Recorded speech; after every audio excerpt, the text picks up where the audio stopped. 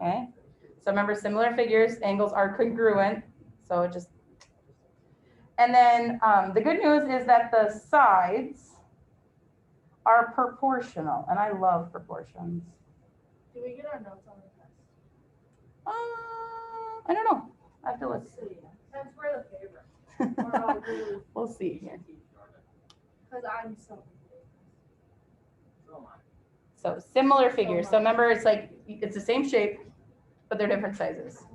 Okay, and the reason it says not necessarily is because technically all congruent shapes are similar. Okay, because if it's congruent, then they're gonna have the same shape, and their angles are gonna be congruent. Okay. All right, so let's do some examples. They're gonna tell you like these two triangles are similar, okay? Whatever, one's bigger than the other. I should have made it look a little bit better, but let's say this one's 33 centimeters. This one's 22 centimeters on this side.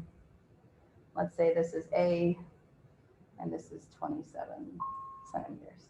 This message is for the Leo Club students that are helping with Washington Playdate. Washington Playdate has been moved back to Washington. Evidently, the rain did not materialize. So Washington Playdate for Leo Club helpers at Washington School. I want to go. Okay. All right, so when we want to find this missing side, so that we want to find this A, they're going to tell you these are similar right away, okay? If they're similar, then you could do this. If they didn't tell you they were similar, then you couldn't. Now, another good point, if you ever want to know what the similar sign is just the squiggle. Okay, so if you ever see that, just the squiggle part, that means similar. Okay. Wow. So when it's congruent, it has that squiggle and the equal because they're exactly the same. You just make I don't. This is actually like, so if you see that in math, that means that it's similar. Oh, you mean like these examples? No, like those words. Like how They similar have, it is. no, it is a squiggle. It's, it has an actual name. I just call it a squiggle. What's its actual? Yeah, I should look that up. I think it's like, starts with a T, I believe, but I'm gonna look it up for you. All right, so we can set up a proportion to find A. Okay, now remember when you're setting up a proportion, you've got to keep consistent. Okay, so a lot of people, here's how I do it. I'm going to show you both ways. So 33 would be the same as 22 on this triangle. So I'm going to put 33 over 22. Okay, so I took one side, the big triangle, to one of the same similar side of the smaller triangle. So now when I set it equal to, because remember they're proportional, so that's two proportions, two ratios that are equal to each other. So I'm going to take from the big triangle again, so I'm going to take the 27 over the A. Okay, so I want to find A. Now, some people set this up differently, and it's okay as long as you keep it consistent. Some people like to just deal with the big triangle first, so they're going to put 33 over 27. And then they're going to go over to the small triangle and go 22 over A. Because this is 33 to 20. Do you know what I'm saying? Okay. Now, if you look at this, when you're solving this, to solve a proportion, we cross multiply. So we cross multiply. We multiply those two, and set them equal to each other. So I have 33A equals whatever 22 times 27 is, which is 594. Now, if I was to do that with that second set of proportions, those should be the same. Well, 33 times A, well, that's 33A. Hey, 22 times 27, hey, look at that. So just because someone set it up differently than you doesn't mean that they're wrong, doesn't mean you're wrong. Okay? That's usually how it goes in math. There's usually more than one way to do it. So if it makes more sense to set it up this way in your head, do it. If it makes more sense to set it up this way in your head, do it. Don't care. Okay? This one goes from big triangle, small triangle, big triangle, small triangle. This one just takes care of the big triangle first, small triangle. So 33 to 22, then 27 to A, Or this one just deals with this triangle first, so 33 over 27 is the same as 22 over 8. You see, that's just the difference. Now you're gonna keep solving, so you're gonna divide by that 33, which you guys are really good at by now. So A is 18.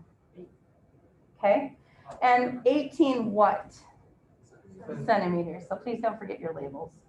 If they have labels, you need labels. Okay, we'll do another example. Sometimes they're going to give you a silly looking triangle. And then you're going to be like, I don't really know where this similar triangle is located at. So let's say this side is 18 feet. Let's say this is X. That's the side I want to know. Let's say this little portion in here is 8 feet. And this is 16 feet. Okay.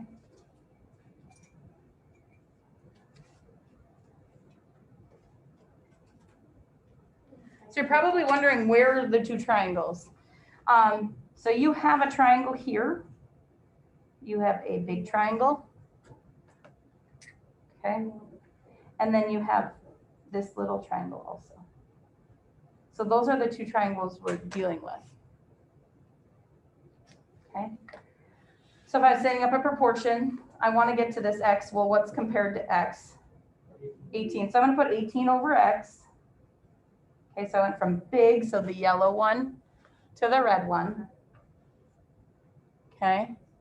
So now I got to go to the big one again. Well, what's the only side I know on the big one? 16. The 16, but is that the whole bottom side for the big triangle? No, you add 8. You have to add the 8 too. So yeah, and I'm going to put the 16 plus 8 just so that we know where it came from, because that entire bottom yellow over, what's the bottom of the red one? 16. Okay. So sometimes you have to kind of like figure out the information with what they give you. What is 16 plus 8? 24. So I'm just going to kind of put that in parentheses because I know where that is. I just need to make sure. Now you're going to cross multiply. So 24 times X, 24X. 18 times 16 is 288. If I want to keep solving for X, what do? Divide by 24. X is 12. 12 what? Feet. Feet. Please don't forget your labels. Okay, so let's take a look at our assignment. Okay, so what you're going to do on this is page 230, obviously it says it at the bottom. So I'm going to put page 230, you're going to do 1 through 15, and then you're going to do 20 through 26. I'll move it over.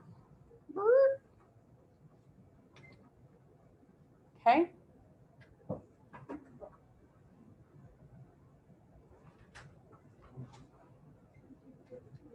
One through 15 and 20 through 26.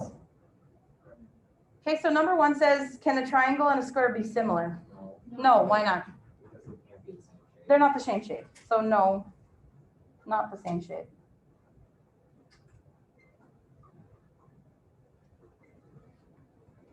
Okay. Now they're telling you that these are similar figures. They're telling you that these are similar. So you don't even have to like do any work. They're saying these are similar. Now you know all the angles are congruent to another angle on the other figure. And you know that the sides are proportional, okay? So it says angle P is congruent to A. So angle R would be congruent to what? Angle C. Okay. See? Yep. Angle C. And we can just write it right in there. Now, angle Q is congruent to B. Angle S would be congruent to D, right? Wouldn't they all be congruent? Technically they are, but they're wanting to say like which ones, because they're all right angles. Yeah, so are they all congruent? Yes. They're just trying to say like if I was pulling in the order that it's saying. But yes, you are right. This can get a little tricky with the sides. So PQ, so this side here, over AB, so this side. So R, And then what side from here compared to BC, this side over here? R. QR. Love it. Now, the reason they don't put a segment over it is because they're talking about the actual measurement, the number. So that is why there's not a segment line on top of it. If they're talking about the segment, then they're talking about how like that is congruent to exactly the same length as that, not the actual number. Okay, so there's a reason that they do things the way they do it. We'll do 5 and 6 for sure, and then I'll let you go. It says, are they similar, yes or no, and explain. Okay, so remember you have to have all of the angles congruent to each other, is that true? Yeah, okay, so that's good, we're done with that part. Now, remember, all of the sides have to be proportional to the other sides. Well, if I put 9 over 12, is that the same proportion as 9 over 12? As the same proportion as 9 over 12, the same proportion as 9 over 12. So yes. And then we're gonna say, because the proportion is, and I don't have a lot of room here. And if I put 9 over 12, that's okay. But can I simplify 9 over 12? 3 over 4. And I'm gonna circle, I'm gonna like really stress that. Because sometimes you're gonna get asked questions that says, what's the proportional ratio? And that's what they're looking for, that 3 to 4. Okay. Now, number 6, No, how do we know it's a no? because it's just a. Well, we have to check. Because. Okay, so do we have all of our angles? Yeah. Our angles are good, okay. So now 4 is compared to what? 7. So the smaller one goes with the smaller one. So is 4 over 7 equal to 6 over 9? No. No, right? Like you can't make those equal. Now, one way you can do it is you can simplify both sides and see if they're the same ratio, or you could go ahead and cross multiply and see if they're the same. Well, that's 36 and that's 42. Those aren't the same number, okay? So we're gonna put no, and then we're gonna say not proportional. Whew. Proportional. No, because the other one was yes. That is not always accurate. Okay. So now on 7 and 8, you're finding your x. I can help you with number 9 in a little bit. Do 7 and 8 right now, and then the rest is very similar.